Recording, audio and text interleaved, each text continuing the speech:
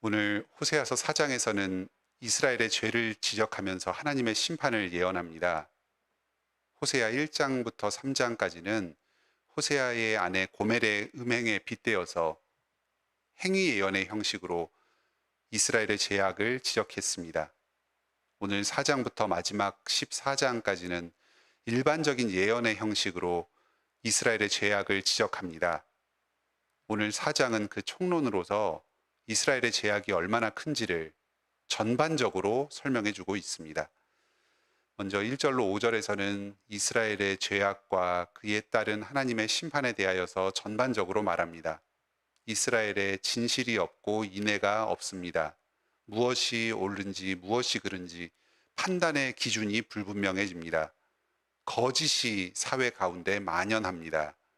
사람들 사이에는 사랑이 없고 오직 이해관계만을 중심으로 하여서 서로가 뺏고 빼앗는 약육강식의 사회가 되었습니다. 2절의 저주와 속임과 살인과 도둑질과 간음과 포악, 이것들이 이스라엘의 특징들입니다. 피가 피를 뒤잇고 복수가 복수를 부릅니다. 국가가 공정하게 정의를 시행하는 일을 행하지 못하니까 사람들이 저마다 사적으로 복수하면서 사회 전체에 폭력이 만연하게 된 것입니다. 하나님께서 그들을 심판하실 것입니다. 땅이 슬퍼하고 곡식을 더 이상 내지 못하게 될 것입니다. 생명이 그치고 먹을 것이 없어질 것입니다. 누구의 탓을 할 수도 없습니다. 백성과 제사장과 선지자를 비롯한 사회 각계각층의 모든 사람들이 하나같이 하나님을 떠나서 악을 행하였기 때문입니다. 하나님께서 이스라엘 전체를 멸하실 것입니다. 5절에 네 어머니를 멸할 것이다. 이 네 어머니가 이스라엘 전체를 말합니다. 6절로 11절에서는 특히 제사장의 죄를 지적합니다. 백성들의 이 망하게 된 이유가 하나님을 아는 지식이 없기 때문입니다. 여기 1절에서 하나님을 아는 지식을 말했는데 6절에서 다시 지식이 없다 합니다. 계속해서 말씀을 배우면서 하나님을 알아가고 하나님께서 이스라엘에 행하신 구원의 은혜를 더욱 깊이 알아야 합니다. 그리고 하나님의 율법에 비추어서 자신이 지은 죄가 얼마나 큰 죄인지를 알아야 합니다. 그런데 그런 지식이 없으니까 백성들은 자신들이 잘못한 줄도 모르고 또 하나님께서 우리를 얼마나 사랑하시는지도 모른 채로 계속해서 멸망을 향해서 나아가게 됩니다. 이스라엘 백성들에게 하나님을 아는 지식이 없는 가장 큰 책임이 이 제사장들에게 있습니다. 보통 우리는 제사장은 제사를 인도하는 사람으로만 생각하기가 쉽습니다. 그런데 이 제사장의 중요한 임무 중에 하나가 바로 백성들에게 말씀을 가르치는 것입니다. 선지자들은 새로운 하나님의 계시를 받아서 백성들에게 전하는 역할을 주로 담당했다면 이 제사장들은 기록으로 남겨진 이 말씀, 특히 모세의 율법을 잘 보존하면서 백성들에게 가르치는 일을 주로 맡았습니다. 그런데 제사장들이 이 임무를 소홀히 하니까 결과적으로 백성들이 하나님을 모르고 죄악에 빠지게 된 것입니다. 하나님께서는 이 제사장 가문을 저주하시고 제사장의 대를 끊으실 것입니다. 여기 6절에 자녀들을 잊어버린다고 합니다. 예전에 제사장들은 아론의 계보를 따라서 대를 이어서 제사장의 임무를 맡아왔습니다. 후손들을 저주하는 것은 결국은 그 대를 이을 제사장들을 없게 하겠다는 것입니다. 제사장이 번성할수록 오히려 하나님을 욕되게 할 뿐이니까 아예 그 제사장들을 없애버리시겠다는 것입니다. 이 제사장들은 하나님께 바치는 이 백성들의 속죄 제물을 먹습니다. 이 속죄 제물을 먹는 것 자체가 문제입니다. 속죄 제물은 하나님 앞에 죄악된 것으로 취급되어서 내장들까지 전부 태워버리는 제물들입니다. 이 속죄 제물을 먹는다는 것은 이들이 물질을 탐하여서 율법에서 정한 제사 절차를 제대로 지키지도 않고 함부로 백성들이 하나님께 바친 제물을 탐하는 것을 의미합니다. 그 자체로 죄를 먹는 것을 의미합니다. 제사를 인도하는 것처럼 행동하면서 마음에 죄악이 가득하고 그리고 입으로는 죄를 끊임없이 먹으면서 온 몸을 죄로 채우고 있습니다.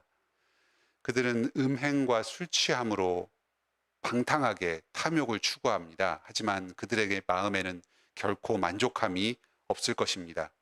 쉴 새 없이 음행을 일삼지만 자녀로 결실을 이루지는 못하게 될 것입니다.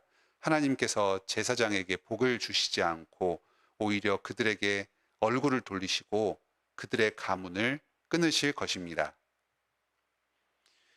이 말씀은 오늘날의 말씀 사역자들을 돌아보게 만듭니다. 오늘날 교회와 성도들에게 하나님을 아는 지식이 없을 때에 그 1차적인 책임을 말씀을 전하는 자들에게 물으실 것입니다.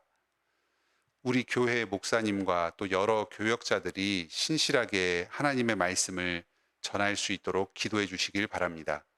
계속해서 이 시대에 다음 세대의 하나님 말씀을 전할 목사 후보생들을 일으켜 주시도록 기도하며 또 지원해 나갑시다. 또 우리 교회가 이 땅 가운데 신실하게 복음 전파의 사명을 잘 감당해 나가도록 기도하면서 함께 힘을 모아 주시길 바랍니다. 12절로 14절에서는 이스라엘의 우상 숭배 풍습을 보여줍니다. 나무로 된 우상을 곳곳에 세워놓고 신의 뜻을 묻고 응답을 받는 식으로 우상과 교제를 나눕니다. 산 꼭대기마다 여기저기에 곳곳에 산당을 세워놓고 거기서 제사를 지내고 분향을 합니다. 예전에 우리나라에서 산 곳곳에 무당집과 선앙당을 세워놓았던 것과 비슷한 모습이 이스라엘에도 있었습니다. 사람들이 그곳에서 우상을 숭배하고 그 제사의 일환으로 음행을 저질렀습니다. 여자들이 우상 숭배로 음행을 행해도 책망할 수 없다고 합니다. 왜냐하면 남자들 또한 너나 할 것 없이 모두가 음행을 저지르기 때문입니다. 이스라엘 전체가 영적인 타락과 도덕적인 타락에 빠져서 도덕적 기준 자체가 사회에서 허물어진 모습을 보여줍니다. 잘못을 해도 책망할 수가 없는 것이 모든 사람들이 다 같이 잘못을 저지르기 때문입니다. 우리는 이스라엘이 죄를 지어서 하나님께 심판을 당했다 하는 이 사실을 피상적으로 이해하기가 쉽습니다. 그런데 이렇게 그 예언서의 내용을 자세히 살펴보면 당시에 이스라엘의 죄악이 얼마나 사회 전반에 걸친 총체적이고 심각한 것이었는지를 알 수 있습니다. 하나님께서는 그 죄악을 끊으시기 위해서 그 사회 전체를 심판하시고 멸망시키시는 것 이외에 다른 현실적인 대안이 존재하지 않았습니다. 마지막으로 15절로 19절에서는 유다를 권면하는 말이 나옵니다. 지금 호세아는 이스라엘의 선지자로서 그 북쪽 왕국 이스라엘 백성들의 죄악을 지적하고 그들에게 심판을 예언하는 역할을 맡습니다. 그런데 그와 함께 지금 자신이 직접적으로 사역하고는 있지는 않지만 그 남쪽에 있는 유다 왕국을 향해서도 하나님의 말씀을 전하고 있습니다. 이스라엘의 죄악과 하나님께서 이스라엘에 내리시는 이 심판의 모습을 보면서 유다는 교훈을 얻고 그 죄악에서 벗어나도록 그렇게 권면합니다. 15절에 길갈과 베다웨는 이스라엘과 유다의 경계 주변에 있는 그 이스라엘에 속한 도시들입니다. 베다웨는 아마도 베델을 가리키는 것으로 보입니다. 하나님의 집이라는 말을 하나님 그 악의 집이라는 그 말로 조금 변형해서 부르고 있습니다. 길갈과 베델은 과거 구원 역사 가운데 하나님의 은혜가 크게 임하였던 지역입니다. 길갈은 여호수아가 가나안 땅을 정복할 때에 그 군사 기지, 이스라엘의 그 본진을 둔 지역이었습니다. 그리고 베델은 과거에 야곱 때부터 하나님의 집으로 불리면서 하나님께서 이스라엘을 만나주시고 복주신 곳입니다. 그런데 이제는 이런 도시들이 우상 숭배의 본거지가 되고 철저하게 타락하게 되었습니다. 이러한 이스라엘의 길, 하나님의 구원의 은혜를 누렸지만 우상 숭배로 변해버린 길로 따라가지 말고 유다만이라도 계속해서 믿음을 지키면서 하나님을 예배하도록 합니다. 오늘 호세아서의 이 말씀들을 보면서 우리 스스로의 죄를 돌아보고 회개하며 하나님의 은혜를 구할 수 있기를 바랍니다. 우리 가운데에 하나님을 아는 지식이 더욱 풍성하게 해주시기를 구합시다. 우리의 죄악이 얼마나 깊은 것인지를 깨닫고 회개하면서 또 우리를 향하신 하나님의 사랑을 풍성하게 깨닫고 그 안에 감격하며 죄 용서의 은혜를 누리게 해달라고 간구합시다. 말씀과 기도에 힘쓰며 하나님을 더욱 알아가고 또 우리 자신의 죄를 회개하며 경건으로 나아가도록 합시다.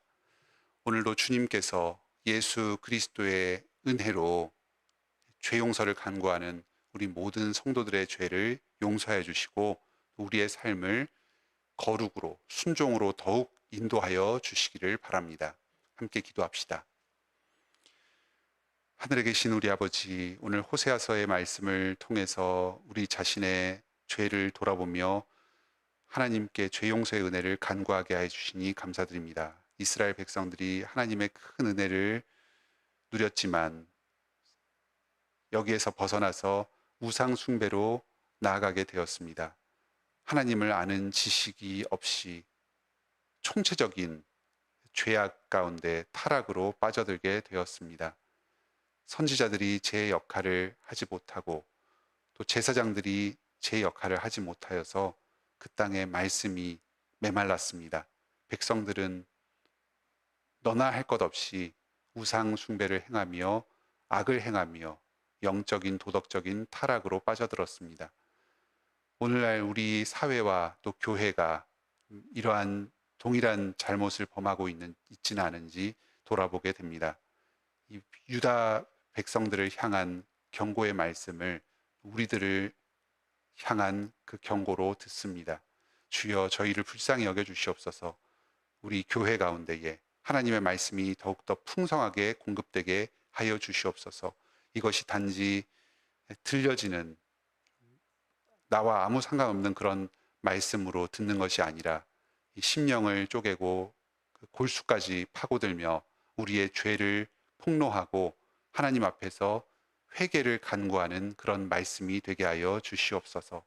또 예수 그리스도의 은혜와 사랑을 더욱 풍성하게 깨달아서 죄 용서의 감격에 사로잡히고 또 그 주님의 사랑 안에서 우리의 삶의 목표와 이유를 다시금 발견하며 주님을 따라서 또 하나님을 거룩함을 따라서 살게 하여 주시옵소서. 이러한 말씀의 능력이 우리 모든 관악교회 성도들에게 임하게 하여 주시옵소서. 또 이 패역한 세상을 향해서 저희가 복음을 전할 때에 믿지 않던 자들이 복음을 듣고 스스로를 돌이키며 하나님께로 나오는 이 구원의 역사가 우리 관악교회 예배와 복음 전파를 통해서 더욱 활발하게 이루어지게 하여 주시옵소서. 저희들을 불쌍히 여겨 주시옵소서. 이 죄악으로 치달아가는 우리 대한민국 주님께서 불쌍히 여겨 주시고 그 진노를 거두어 주시옵소서. 우리 교회와 또 성도들 한 사람 한 사람의 입술의 복음 전파와 또 삶의 경건을 통해서 하나님의 아는 지식이 전파되게 하여 주시고 이 죄악으로 사망으로 치닫는 데서 돌이켜서 주님의 은혜와 긍휼을 구하게 하여 주시옵소서. 오늘도 우리 모든 성도들의 삶이 복음을 증거하고 전파하는 삶이 되게 하여 주시고 우리 주변에 있는 사람들을 멸망으로부터 구원하는 돌이키게 만드는 삶이 되게 하여 주시옵소서. 저희가 모든 저희의 필요를 주님께 구할 때에 주님께서 저희의 기도를 들으시고 응답하여 주시옵소서. 저희가 하나님께서 살아계시며 하나님만이 참으로 온 세상을 다스리시는 구주시라는 사실을 저희의 삶으로 증거하게 하여 주시고, 또 우리 삶의 어려움이 주님 안에서 해결되는 것을 통해서 주님께서 참으로 살아계시며 만유를 통치하고 계신다는 사실을 경험하게 하여 주시옵소서. 오늘도 저희의 모든 삶을 통해서 하나님께 영광 찬송 올려드리길 원합니다. 예수님의 이름으로 기도드립니다. 아멘. 은혜로운 기도의 시간 되시길 바랍니다.